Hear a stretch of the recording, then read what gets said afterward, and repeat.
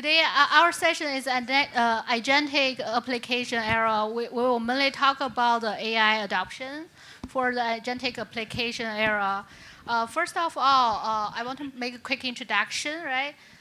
My name is Vicky Wang, and I'm the moderator today. And today we have 5 great guests today. And I will make quick go through and I will ask them to introduce themselves. First, we have Ray Wu, managing partner from Luminate Venture. They have great portfolio on the AI side, include Coherent and others, and Ray will discuss later. And then we have Fengming Gong, 4 times exit founders and co-founder of Palo Alto Networks. Currently, he's the CEO and co-founder for Meta FoodX. Meta FoodX is transforming food operations by providing an automated AI data layer. And then we have Bill Sung, CEO Alpha Dev, which is an AI agent OS layer for financial infrastructure layer. Next, we have Bruce Liu, who's the CEO of OP-Cat Labs. They are the basis for AI basis for Bitcoin. Last but not least, we have Eddie Liu, which is Anytime AI CEO. He has over 70 patents on the large language model, and his company specialty on the AI for legal.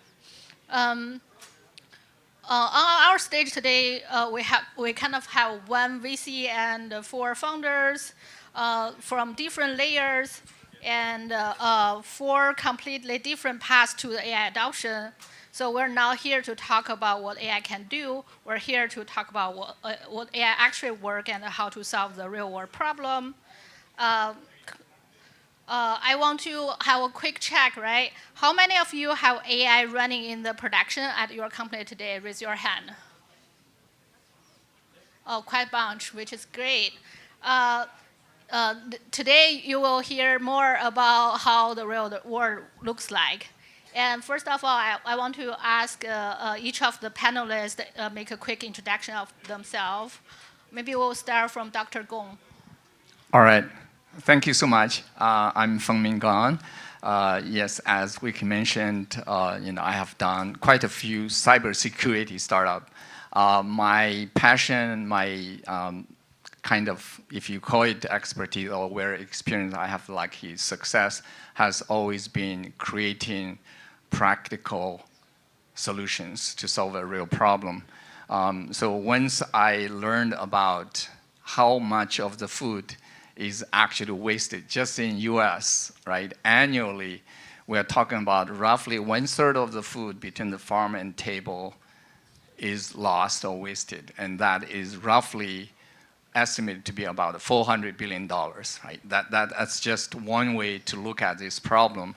And of course, earlier we have a lot of experience with AI. So that's where I decided to actually take on this and switched from my cybersecurity problem, try to do something about the food security. Immediately is actually all the food business, how they are going to sustain and with profitability. So I'm excited to be here. And then Bill, yeah. Hi, everyone. This is Bill.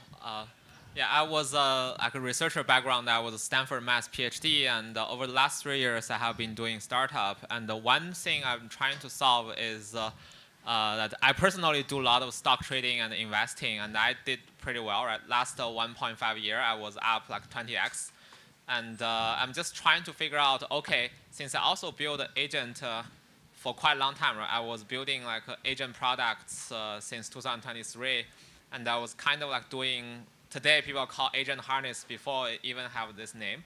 I just ask myself, okay, can I build a silicon version of me, or even like a silicon version of like the Soros, the Ray Dalio, the Druckenmiller of the world, so that there can be like a silicon like based investor that either is a system agent or like a supermodel that can think in the way that I think and can like basically win in this highly competitive like market. Pick the right stock, ask the right questions to know what's important, and also have the taste of what are the most important things that is happening with all these like conflicting factors. Yeah, so this is the things I've been doing research on, and yeah, right now I'm trying to like expand the research scope to really like bring it from agentic harness level to like model level.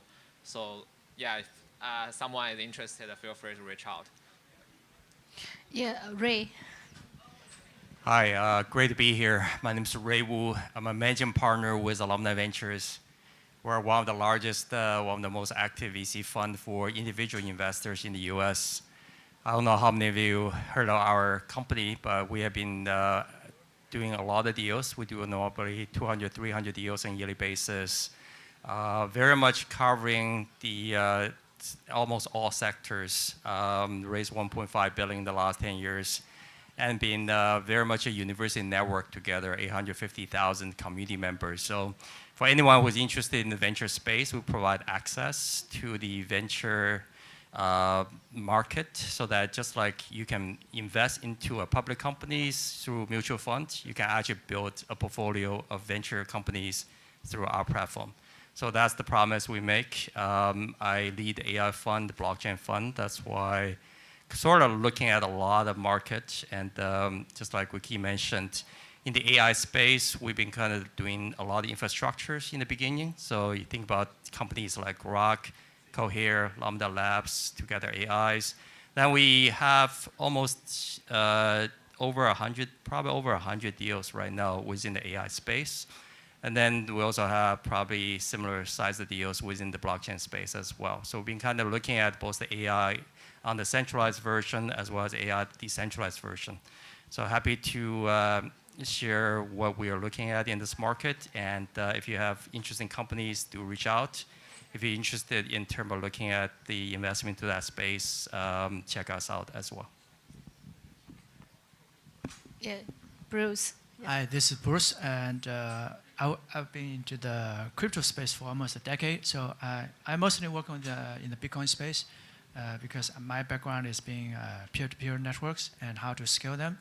So prior to that, I was working at Facebook. Back then, it was still Facebook infrastructure team to how to scale the backbone networks to support arbitrary, traffic.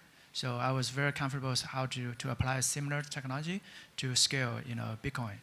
And I'm also interested in AI. So mostly I look at the intersection, how to leverage Bitcoin for AI agents to communicate and transact with each other. But also on a daily basis, I'm also using AI to how to improve in our Bitcoin products. Thank you. Yeah, on their platform, I also see there's like a agent payment or other applications running on it as well. Yeah, Teddy. Yeah. Hey everyone. So my name is Teddy Wu. I'm the co-founder CEO of InTime AI. So we are building all-in-one Agentic AI platform exclusively designed for plaintiff law firms. So how many people have been, if yourself or any friends have ever get injured? Raise your hand. Yeah, so very few people here, right? So whenever you have this situation, the first thing you want to do, right, is find great trial lawyers to help you to sue other people, right? So what we've been serving is personal injury law firms, nursing home law firms, and medical medicine law firms. So this is the type of lawyer who have been representative for every plaintiffs, consumers, and ordinary people to fight for the big insurance company. So what we do today is essentially to automate the whole case life cycle, from intake to litigation to settlement. Right? We help them to analyze medical record, to draft legal documents, to automate the discovery process, to delivering the citation-based legal research, all in minutes or hours, not days or weeks. So that these plenty law firms, they can be efficient enough, right, to help more people. At the meantime, they can have a much higher settlement with the help of the AI to find key evidence. Yeah, their company grows very fast. After 2 years, it's been like a 4 million revenue. So it's very good path and bright future. As we only have limited time today, if you guys have more questions to our panelists, you can always reach out to me afterwards. We'll see how we can connect to you guys, right? Next, now we're talking, we want to talk about the 4 paths on the adoption. First, I'd like to ask Dr. Gong, right? For the food operation is one of the most traditional fragmented industry out there. What was the first use case where your product actually generated a measurable ROI for your client? Yeah. Very, very good question. Because we picked a very hard problem to solve. Today, of course, when you hear physical AI, some of them is about the accuracy of the model, right, of the physical world. But for us, we choose to solve a real problem in the physical environment. Kitchen, commercial kitchen is as hard as it can be. So what we decided to do is we analyzed the problem. We realized one of the biggest problem contributing to them being inefficient and then end up wasting our labor, energy, and the money is actually they simply do not have visibility on what's going on. How much of the ingredient they bought, how much they are prepping, how much is left and wasted. This whole process. So what we end up doing is the first thing we solve is we used AI in a couple of key ways. The first thing is we leverage the AI to be able to recognize, identify any ingredient or any food item without pre-training. So this is very critical. Self-labeling, self-learning. And then we are able to track menu by menu, right, day in and day out with timestamp, with temperature. With all this, now you have a basis to know what is most popular given the menu lineup and what is you overproduce the most. It's actually very simple. With that, today what we are able to do is for this kitchen environment, typically within 4 to 6 weeks, they are able to reduce their overproduction by over 50%. And right now we have customers, the longest one is 2 years, and some of them are shorter, including like Stanford, UMass Amherst across campus deployment, and also LinkedIn, some of the hotels. The case study coming back telling us right now, typically they will get an ROI of 5 to 11 times. That's based on the current data we have in the field. So in the end, it's able to allow them to onboard very easily, makes the life of everyday operator really easy, right? They get the data, get the insight to take action, but without the manual process. And that's where we look at AI to do, and we still have a lot of room to actually further improve it, to make the automation meaningful and impactful to them. Yeah. Yeah, I really look up this technology with Dr. Gong's working on, right? Because you guys may know currently, recently the Starbucks just canceled their AI inventory project just because AI cannot make it to the accuracy which Dr. Gong's company can do. So yeah, very good progress on your side, Dr. Gong. And the second one, I want to talk to Bill. You're building the OS layer for AI agents from the infrastructure side for financial industry, right? What's the biggest technical barrier enterprise hit when they try to actually deploy AI agents in a production from your perspective? Yeah, thanks. So I guess I overall do 2 things, right? First thing is as a human being, I like invest in AI stocks. It's kind of similar to this situational awareness, right? You look at the whole supply chain and understand how the world is moving, and essentially mentally I build a kind of like a financial world model in my head of like the world map, like kind of if you play like what's it called, the game like a World War like 3 or like a Star Wars, you have this like a war frog, right? Like there are things you don't know and you try to know it. It's kind of active learning. you spend effort, you like talk to your AI as an analyst to dig into some of the problems. For example, like, oh, is like a CPU in like a super high demand case, will the future be like ARM CPU or will it be like a x86 like a AMD Intel CPU? There are type of problems that you ask by understand the word, and through your understanding of the word map, you like spend effort selectively on the things that are really important. We call it normally like identify the drivers, and then you basically throw a lot of resource onto the key questions that you decompose into like small questions that becomes factual. Right? Since a lot of the real human trading is not algo quant trading that are back testable. You cannot really like dig out the investment and look at the history and understand whether this is profitable, right? For example, the AI revolution never happened. You cannot look at the past 20 years of data and understand what is history if I ran this strategy 10 years ago, what happened. So you truly need to figure out a verifiable proxy, which normally is like factual questions and the answer to them, right? For example, is AMD's like GPU cards entering the most recent racks that people designed for NVIDIA cards, but if they cannot get NVIDIA cards, can they swap it with AMD's GPU cards? This is like a classical example of the things you want to ask, and potentially either your agent is able to get the answer, or if it cannot, you need to spend the human cycles, right? You need to like send out a human, do the research, do the expert call to actually dig out these things. But fundamentally, you have an orchestration of like a thinker that is an AI agent that should learn how to decompose questions and get a verifiable answer. And through here, you in the end will build a system that thinks like a very good like a human portfolio manager team, right? That has like a senior portfolio manager, and they give like a high-level task. Okay, I like the theme of CPU. Let's figure out some tickers.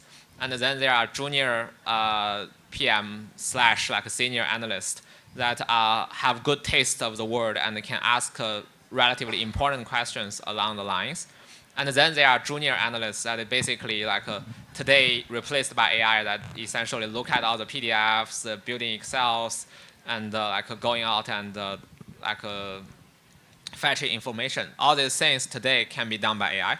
There's still like a leaf node that cannot be replaced by AI, which is like go to first-party events, like these offline events, and talk to people in person.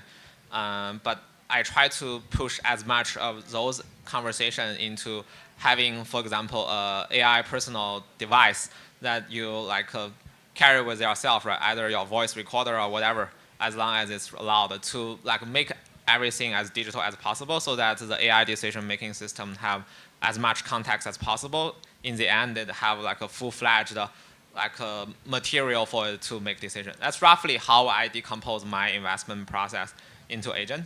And currently, I'm still building this. I'm trying to mimic how, say, like Peter built OpenCloud, right? I used to also build some personal AI. Now I try to spend the same cycle that Peter spent by like intensively talking to AI and try to like create a large system that at least serve myself as my personal like second brain of like mimicking how I do investment. And I hope that can be like really powerful. That eventually, if it learns like 80% of me, it will be like able to work 7 days, 24 hours, and look at 1,000 tickers in parallel. So it should make much more money than me, right? I was okay, right? I was like 20x over like 1 to 2 years. So I hope if I can build this system, it can be like 100x over a year.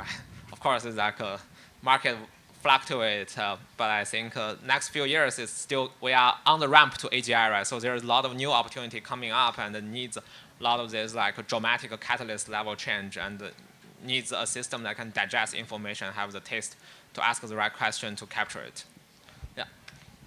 Yeah, very interesting, kind of like a personal experience combined with a business experience.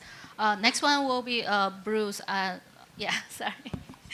Yeah, so for the OpenCAD lab, right, is combining AI with Bitcoin, an AI agent native layer 2. What's unique about the adoption challenge you facing compared to the traditional AI company? I think we are sitting at the intersection of so-called blockchain world and the AI world, because we believe, the traditional so-called internet, so-called Web 2, is not very friendly to or native to agents, because think about all the, just one example. If you want your agent to be more independent and they can transact or pay each other, I think if you go to use the traditional payment rails like credit card or bank account, ACH, they are not very friendly to agents. They're not native. Versus, if you use crypto, because it's like Bitcoin, right? If you have the private key, which is like a long string, as long as you own that, you own your own money. So same way. Besides payments, everything almost internet-wise has to be rebuilt from to be more agent native, because the number of agents, the number of humans on the internet is pretty much like 8 billion. It's probably not going to grow anytime very fast. But if you talk about agents, we are going to have many agents, and the agents, they are going to be more and more independent, autonomous. So for that to happen, they need some kind of like almost like a new internet, which they have agents in mind. For example, they can connect with each other, they can transact each other, they can discover each other. So one example I can use is,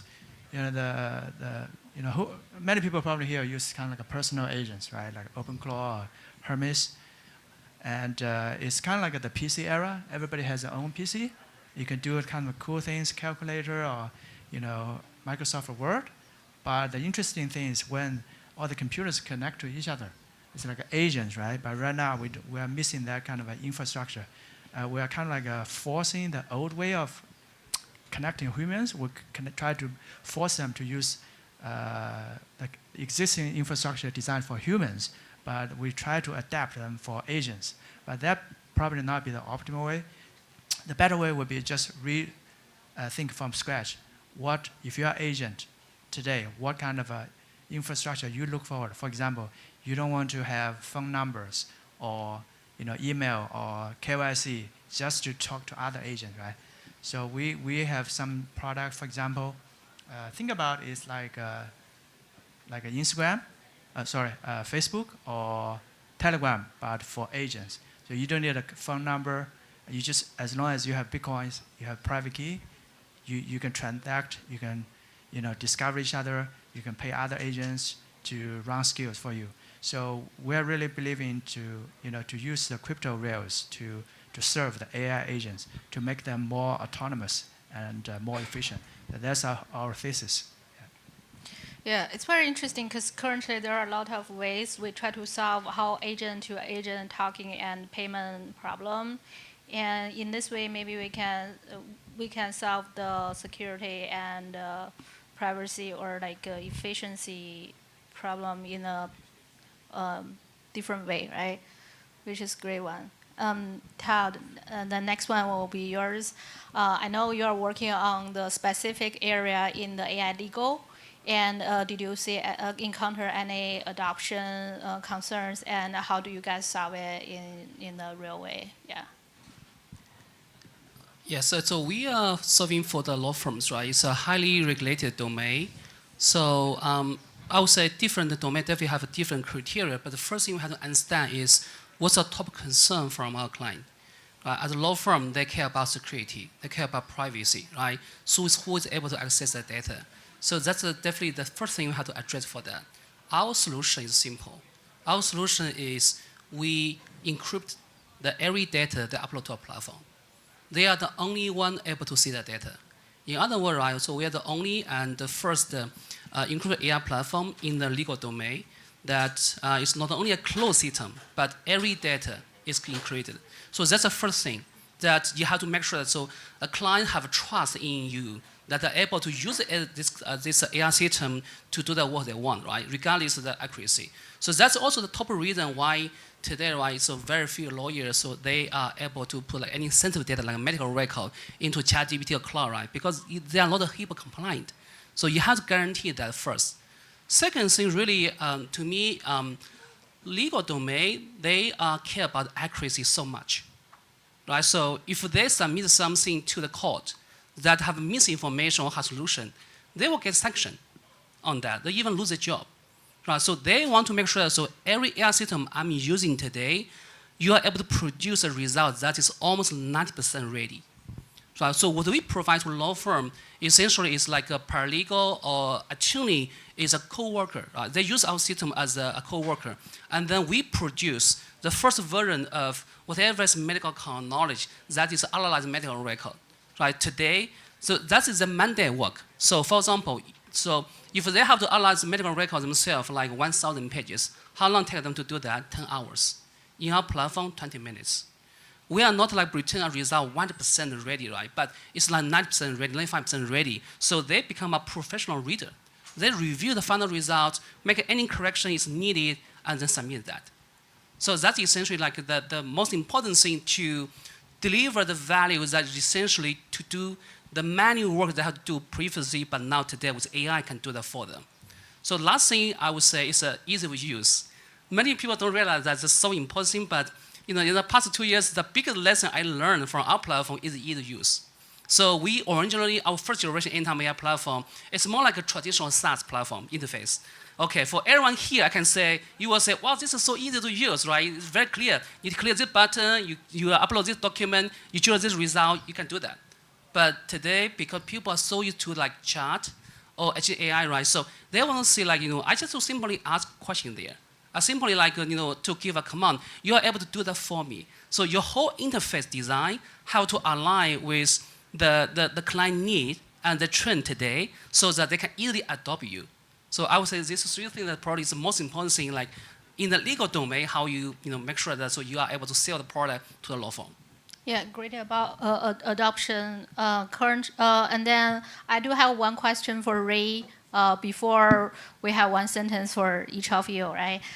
Ray, I've seen a lot of you've seen a lot of AI application companies. What are the real difference? The one that make it or the one don't, right? Is it the technology go-to-market adoption rate itself? What do you think? Yeah, thanks for the question. We do invest a lot. Like I mentioned, we over 100, 200 companies, at least in the AI space by itself. We have 1,500 portfolio companies. So we do see a lot of data and signals. But we're seeing that in terms of companies, what really made it actually is not, if you look at overall structure, right? So there's always the founder, there's a product, there's a market, and there's the capital. That's the four dimension. A lot of times I don't think it's just one thing that matters. It's actually the fit that matters. So we're looking at, for example, the founders and the founder to product fit, founder to market fit, and founder to capital fit. There's a lot of things around that. I just think it's just what you can make it actually is, that's why this is more art than science itself. Because there's a lot of signal that as a VC we watch. It may not be always on the paper. You'll probably see a lot of announcement in terms of this one and that one. I think that's a lot on the surface, because on the surface, you will see the growth. You will see the company actually growing very fast. Some of our companies, it's just recently in the news, Corgi Insurance, Hicksfield of the world, highly controversial, but highly high growth. Then you see a lot of these kind of new kind of companies coming in because this cycle is very compressed. So what it actually really means is that the founders and the product and the market and the capital really need to align together. The speed need to be much faster. So those type of things that we watch as a VC, and then we see a lot of different signals coming in. I don't think it's just one point. So happy to discuss if you want to do it offline. Yeah, we don't have too much time to talk about in-depth discussion. Now I just want to have each of the panel have like just one sentence to wrap up our discussion today. Maybe start with Dr. Gong. Thank you so much. So I will just leave with you one insight, that is, in particular, if you're looking at AI, how it's helping a real problem in a real environment, the first thing you need to be very clear is the problem, how does your local context information come in? Local context is the one to say it's right or not right. So keep that in mind. Otherwise, you're going to be wasting your time because it's not simply about language anymore. Thank you. Yeah, Bill. I think the whole startup world has changed a lot to me, right? Like previously we build a lot of products. I try to like go to market and hope, oh, like people charge it. And now I see the whole world is actually changing in a way that there will be a much more 1% company, even 0% company, and there will be a lot of like open source things that potentially the way that they distribute is through open source and that people use it inside their like cloud code or codecs. But how the business model will like surface out for this type of like new 1% company is still like a mystery to me. So I'd love to see how it pan out in the next few years. Yeah, we're definitely watching the agentic evolution at this moment. I think the language models, whatever has been done, the infrastructure what we talk about, that's all 2 to 3 years ago investment themes. And right now we're just shifting a lot into the agentic, into the enterprise, into the newer models, even 3D models, the new areas that could make sense. So I think as a VC, a lot of themes that we're watching on a day in and day out basis tend to be a little bit ahead of the people talk about. I think even 2 years ago when we started to invest deeply into the agent, and not too many people actually talk about it. So today it becomes the trend, and we do see that will continue, and probably more being measured by implications to the labors, to the cost savings, to the cost and impact applications across the board. So looking forward to seeing more success there. Yeah, we're definitely living in the age of AI, and everything is rapidly progressing. And I've been in the Web3 space for a long time. So specifically, I'm really interested to see how the so-called Bitcoin world can adapt to the AI challenges. For example, I think just yesterday, one of the biggest so-called cryptocurrency is almost like almost crashed because the latest Opus 4.8 release found a critical bug, inflation bug there. And so it's very interesting to see how the AIs impact the crypto space. But I'm also interested in how to use Bitcoin specifically to help solve the AI's issues. So interesting years to come. Yeah, so we are already time up, right? So my summary is very simple. First of all, right, so as a founder, we want to build a high defensible but a high growing company, right? The goal here, essentially, the way to achieve that is deeply integrate the domain workflow into the AI development. And the criteria to check that is, first of all, any client use the product, how to able to see the value in 5 minutes. At the meantime, there's no competitor able to replicate your technology in 5 months. I think that's the only way to survive and grow. Yeah, thank you very much for the panel. Let's have a big applause for our panelists. Thank you very much.